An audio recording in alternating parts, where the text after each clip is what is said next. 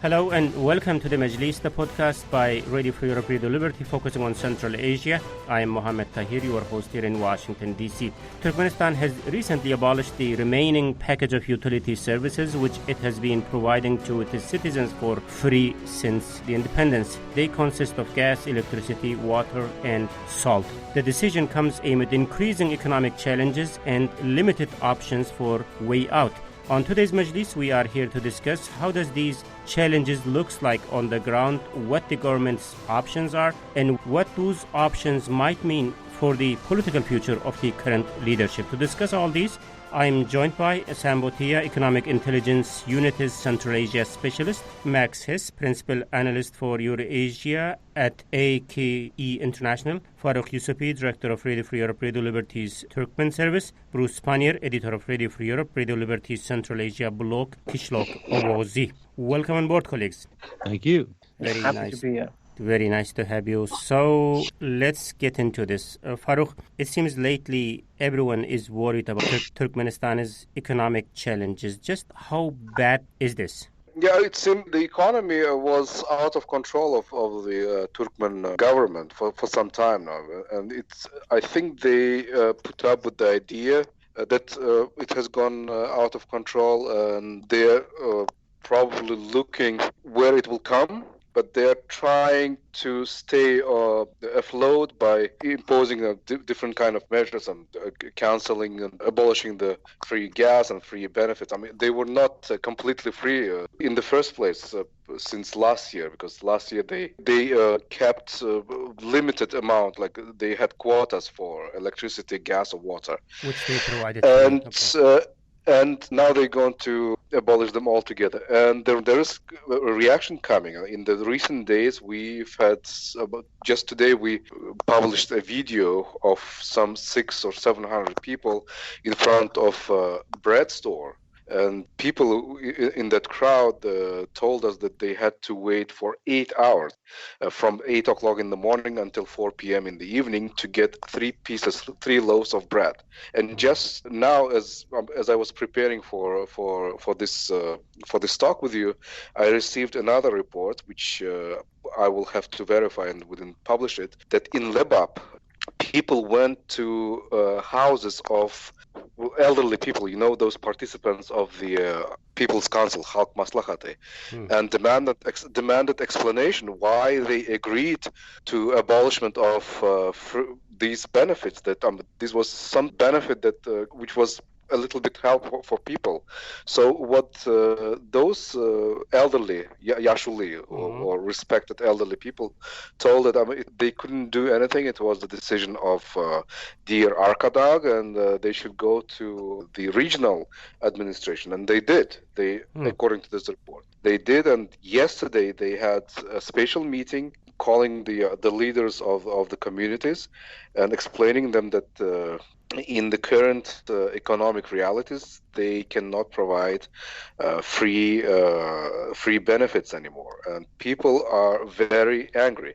And the response from people were, if our esteemed Arkadak cannot handle this, then he should go. This is what people are saying. And this report that we published today from that crowd in front of the bread store from Dashur, they were also angry, and they chased away the policemen and security services that were watching the crowd. And they were also telling the policemen, our Arkadak is no longer with his people. He should go.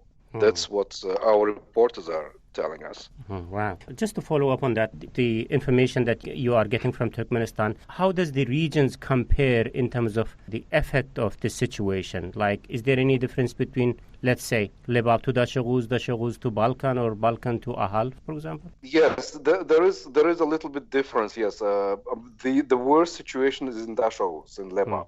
Those two regions probably are at the same level of things getting worse day by day. In Ahal is better because it's considered the capital region, so to speak. Balkan is not doing that bad as those two regions like Lebap and Ahal. But Interestingly, yesterday we reported about elderly people, the pensioners, who were standing in front of the ATM machines to cash their pensions. You know that the pensions are now paid through those so-called plastic cards, banking cards. And you cannot use those banking cards in Turkmenistan because there is no infrastructure. So they were trying to cash, but the queue was so big. It was, according to our correspondent, some 200 people. And when the first couple dozen people got their money, the ATM ran out of cash. And the elderly people in front of the bank, they started brawling. Now, there was a brawl among them, and the bank workers had to call police to rein in the situation. So police came and they had to watch that they don't fight. Wow. Bruce, we have been talking about this challenging economic situation in Turkmenistan once in a while, and now it seems, as Farouk's comments, that there are some new elements in this situation, like police are seen being chased in this. So how do you see things are developing?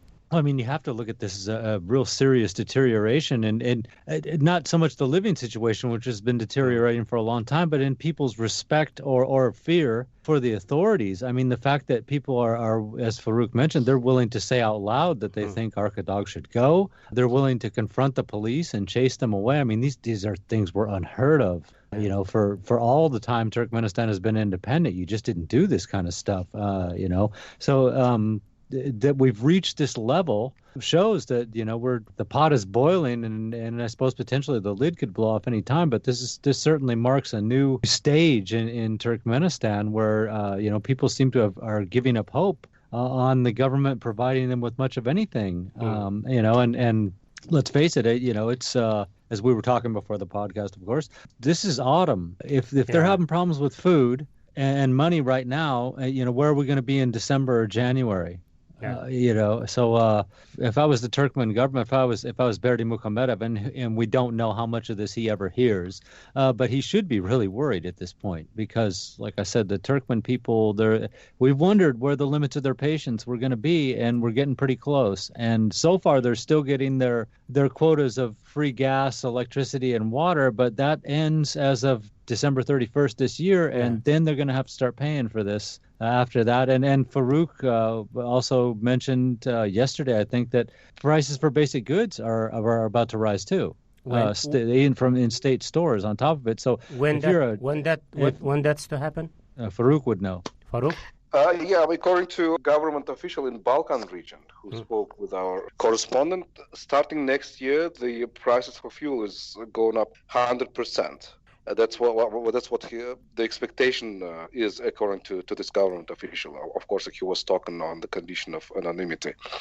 And are we talking only about the price of fuel? No. And he said that the prices for fuel will go up, and that will drag with itself the prices for basic staples like flour, cottonseed oil, and sugar.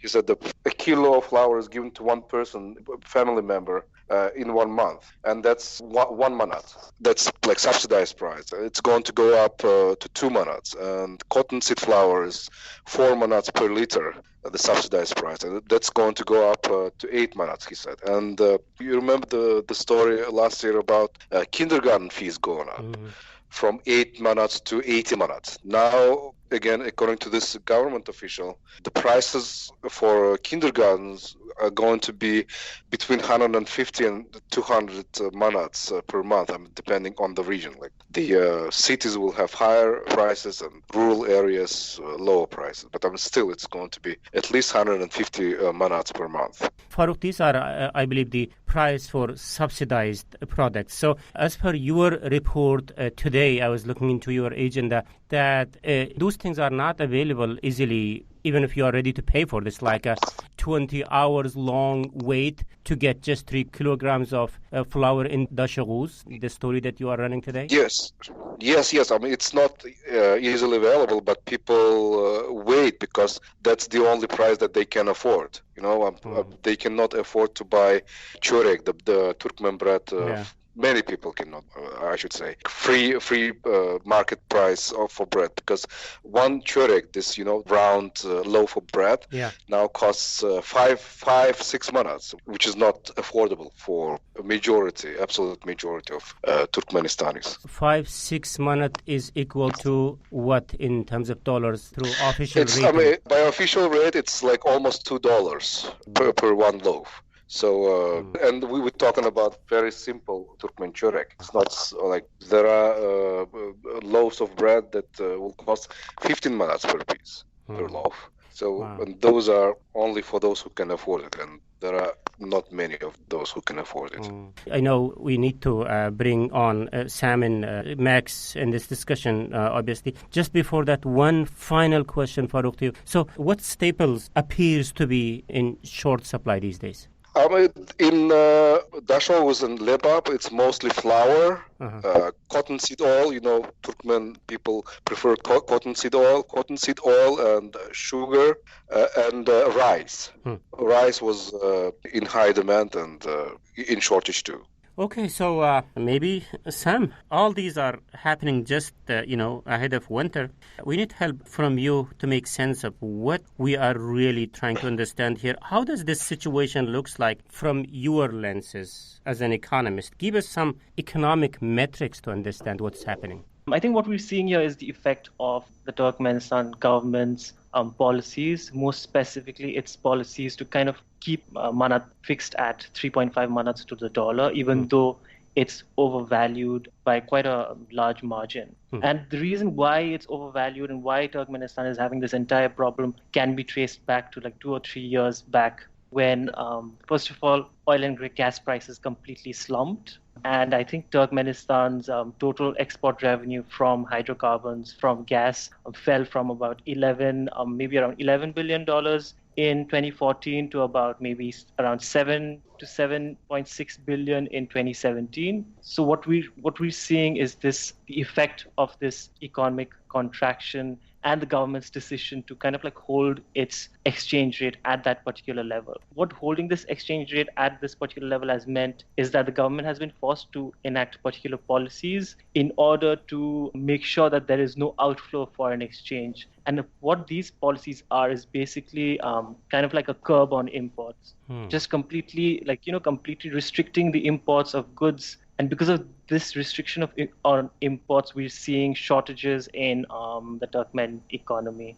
And it seems like the government is committed to holding on to this peg of 3.5 manats to the dollar at least for the near term. It looks like, so it's probably likely that Turkmen citizens will continue to face shortages over the short term. If Turkmenistan continue to stick with this policy, what logically would explain why they would do this? Well, there could be many explanations. One reason could be maybe the Turkmen government, maybe it feels that the necessity to hold to this exchange rate of 3.5 manats to a dollar is some sort of a prestige issue. The other thing is that, for example, if you're trying to take money out of Turkmenistan, now if you devalue the currency, then the money will be worth much less in terms of US dollars as compared to, let's say, when the exchange rate is at $3.5. So in case, let's say if there was a kleptocratic government that's trying to take money out of a country, this overvalued exchange rate would aid them much more compared to a depreciated exchange rate.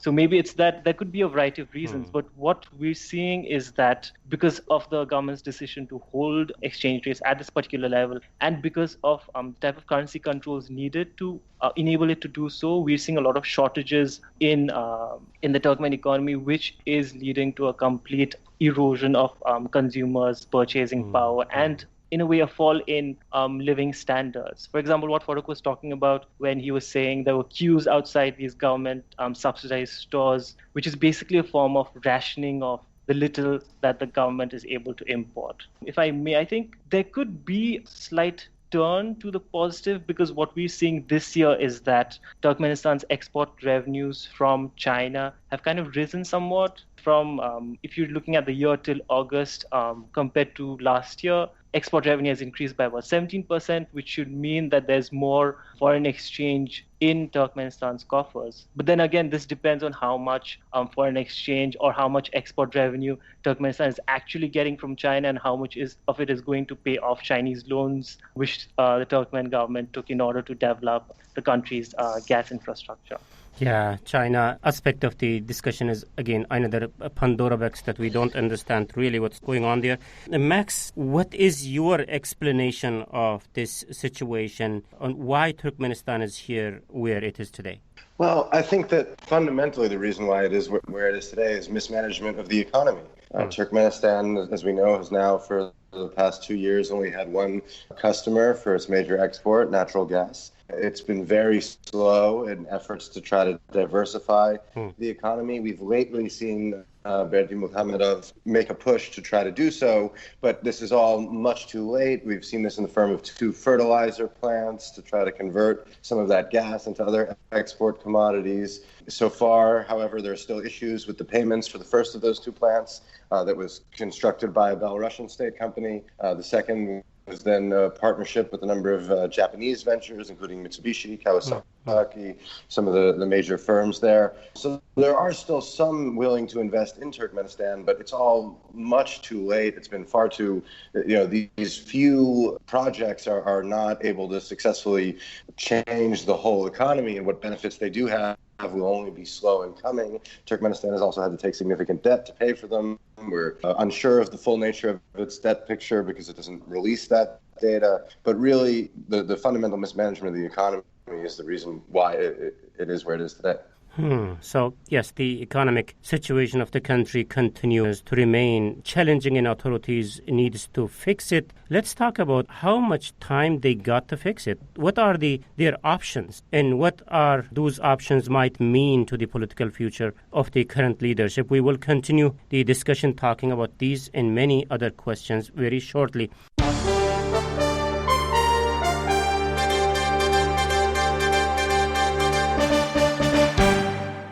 But first, let me recap the debate that today on the Majlis, Ready for Europe, Radio Liberty Central Asia podcast. I'm joined by Sam Botia, Economic Intelligence Unit Central Asia Specialist, Max Hiss, Principal Analyst for Eurasia at AKE International, Farrokh Yusufi, Director of Radio for Europe, Radio Liberty's Turkmen Service, Bruce Pannier, Editor of Radio for Europe, Radio Liberty Central Asia Block, Kishlok Owazi. I am Mohammed Tahir, Radio for Europe, Radio Liberty's Media Manager here in Washington, D.C. And we are discussing growing concerns over Turkmenistan's economic challenges and increasingly limited options for current leadership to overcome this crisis. So, talking about fixes, let's start with you, Bruce. Where do you see the fix is coming from? Where is the answer lies to these questions? We've gone over this a little bit before, and sad part is the Turkmen government just doesn't seem to want to do this. Now, you could, maybe not so much in the short term, but the midterm, turn this around if you'd be willing to open up the country a lot more to foreign investment, and that would mean letting in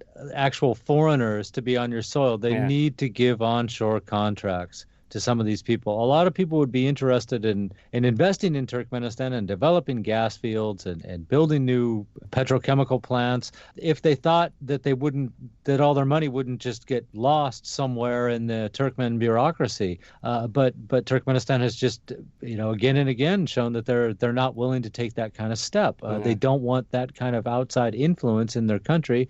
We know that they don't let hardly almost anybody into the country anyway, and they don't seem to want any outside scrutiny of their finances. They just don't seem willing to do it. They got so many dirty secrets in the country, which aren't really that secret anymore, and they seem to be afraid that by giving foreigners more access to the countries that all this would be exposed, even though, as we know, and certainly Farrokh and his service knows it's not a secret anymore. The economy's in free fall. Officials are corrupt.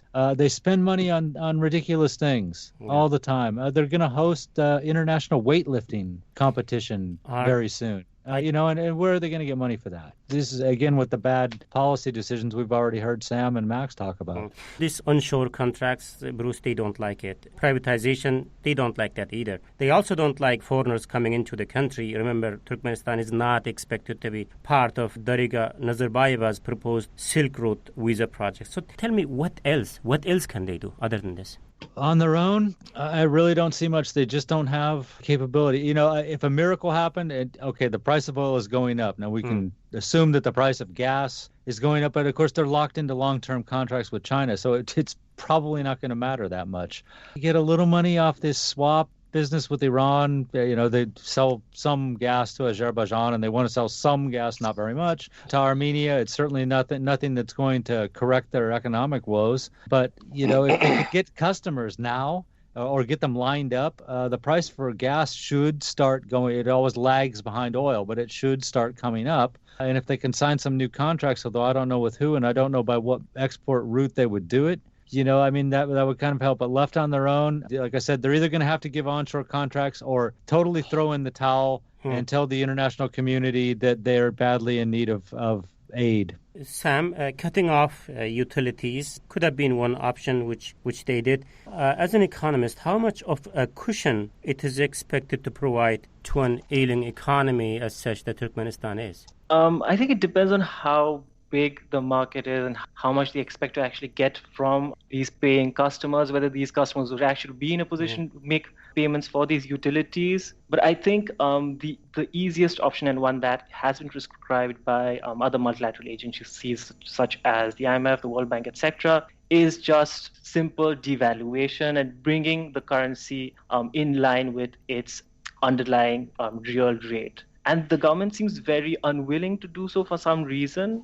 But that would be the short of it, the one that would actually bring this external imbalance that the economy is currently facing, make it much smaller. As to fixes, other fixes, more painful fixes, there are long-term things that the economy can do. The economy could diversify away from its gas exports. The government, the most important thing is, I guess, it could improve its business environment, make it more easier for foreign companies to operate, and more certain for foreign companies to operate, as Bruce mentioned. And the other thing that the economy is also trying to do right now is trying to pursue this policy of import substituting industrialization, as Max did mention. But one of the problems with how the government is going about everything at the moment is, in a way, import substituting industrialization becomes a bit difficult when you completely cut off all imports, which means that your access to a lot of inputs and technology is restricted. So because of this, there are considerable challenges. And these are things that the economy could only achieve over a medium or a longer term.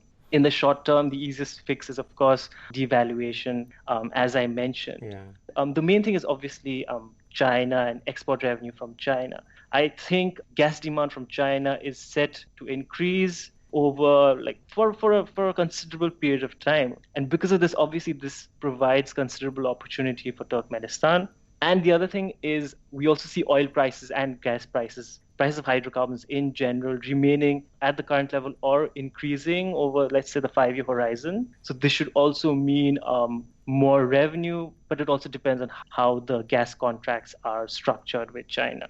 As for other things, there is a small amount of revenue that the country could get from selling electricity to countries like Afghanistan, Pakistan. Pakistan, for example, faces significant energy shortages. And I think the government has made some progress in this.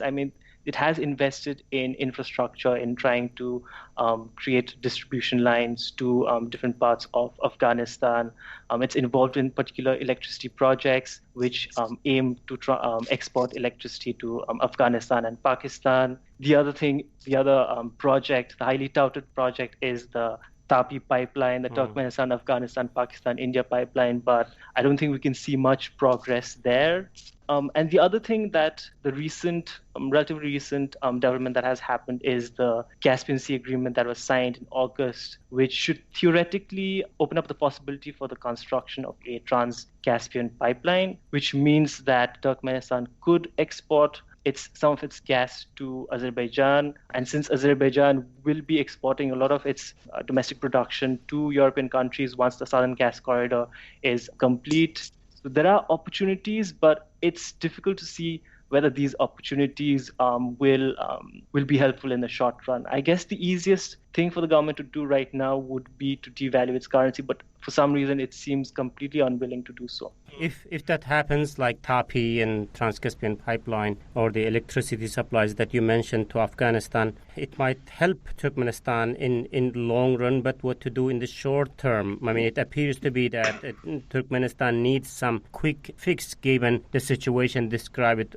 by Farouk and Bruce. So, Farouk, tell me, how much time President Berdymukhammedov got to show some progress in this? I can tell you one thing, that what he should not do in order to start fixing things. I mean, he should stop playing toys. I mean, he should stop pretending like he's a singer or he's a sportsman, and he should stop wasting money on different kind of sports events or international events that Turkmen people don't have any interest in.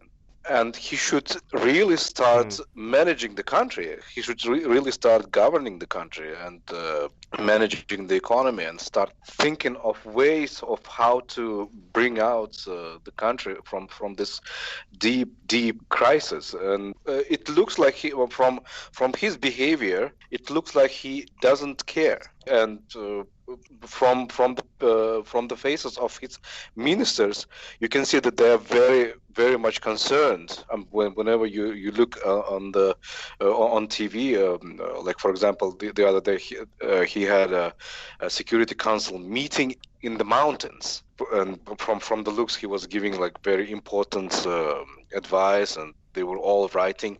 But from the faces of those ministers, you could really tell that they are really concerned that things are not going well.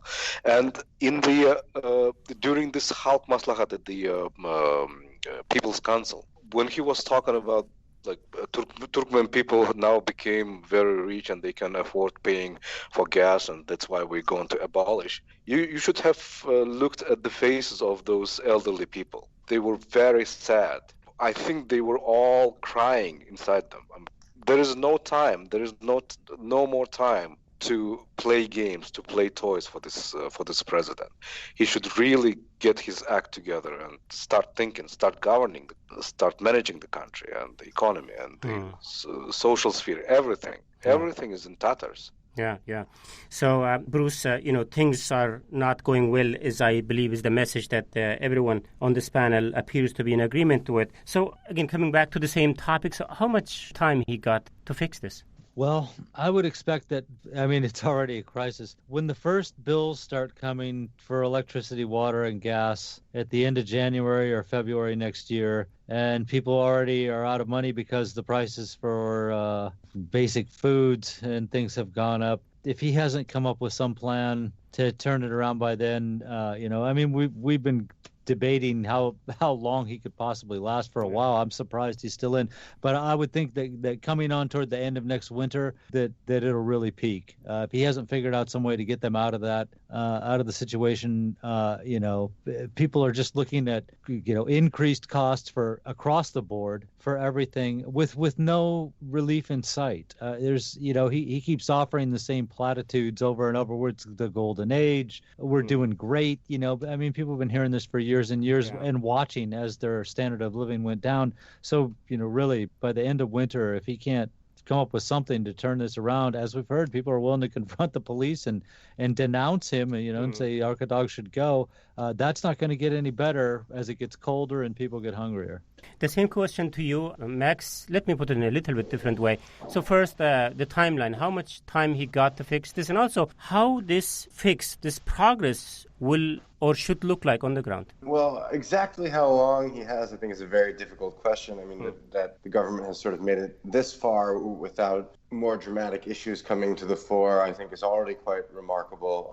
I certainly agree with Bruce. If it's bad already as it is now in the autumn, this winter will prove a real challenge. There's little sign that we'll see increased yield from agricultural fields next year, even with those new fertilizer plants. To touch on some of Sam's points quickly, I certainly agree that the move to reform the currency would be helpful. I have doubts that it would give a significant boost in the short term in large part because Turkmenistan is just not a competitive producer of many goods. The economy has been a basket case for so long, and I think that's not just an issue with the currency. I think that's a wider issue in the economy. I'm not sure there are immediate steps that can be taken, at least under the current political economy, to really improve the domestic economy. The moves that I would see as most beneficial and most likely to benefit Turkmenistan if the crisis really does accelerate are more initially political. Turkmenistan's neighbor is Iran, which it's often feuded with. There have been a number of rumors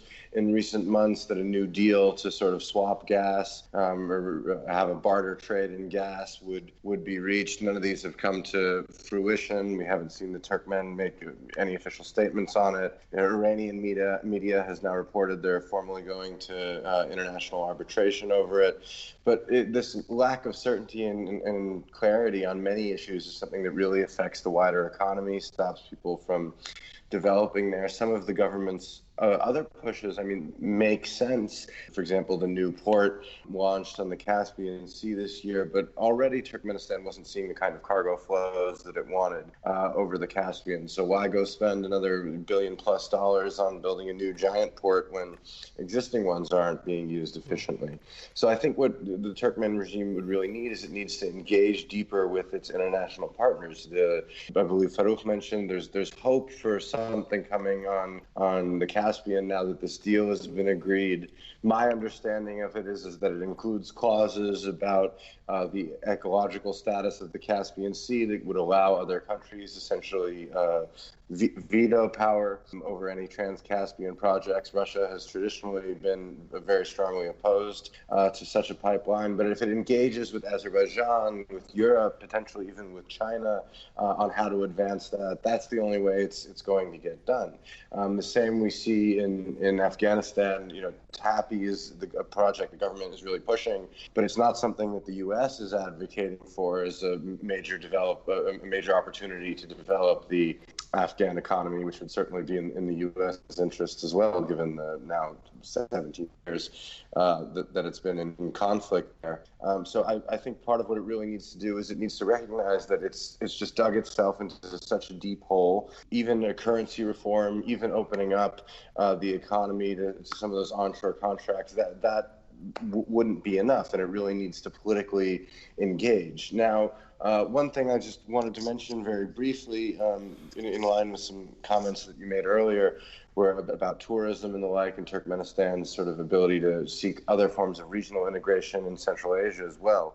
We just saw Berdymukhammedov skip the CIS head of states summit. He gave a speech for the new Independence Day, which he moves forward to the end of September 27th. Apologies, from October 27th last year. Again, no clear reason as to why he did that was announced. But during that speech, he actually did talk for the first time that I've read, at least, about looking to develop tourism in the future. That would be a way to get in some much needed foreign reserves. Now, I don't think we should hold him to his words on that. It certainly wasn't something that he then later mentioned in his speech at the UN last week.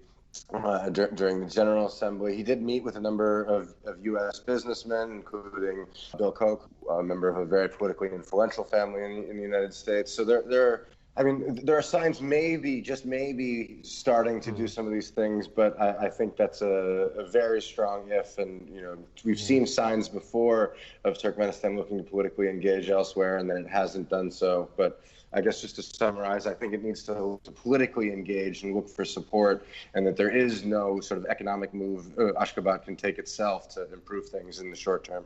Okay, final point, Bruce, let's do this. The opening in Uzbekistan, if there is any genuine opening there, can Tashkent play any role in addressing some of these issues in Turkmenistan towards resolution of some sort? Well, they're still trying to get their own economy moving in the right direction, only by example. I know that Mirziyoyev likes to go to places in Central Asia and say, well, we're willing to invest in these projects, and or we'll make this kind of loan available to you, although even the loans that he's talking about are more, it's kind of like along the Chinese model or something, of we'll loan money to businesses that plan on doing business with Uzbekistan.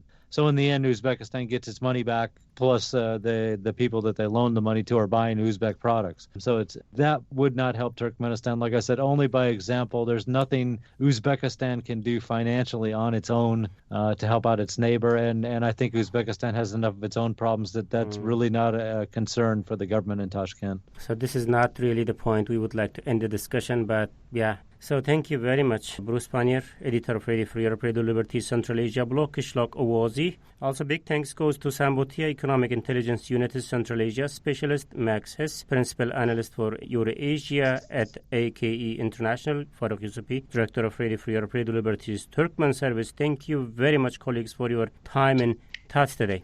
Thank you. Thank you. Thanks. Thank Thank you. And this is from me, Mohammed Tahir, host of the Majlis, Radio Free Europe, Radio Liberty Central Asia podcast. Until next week, bye-bye.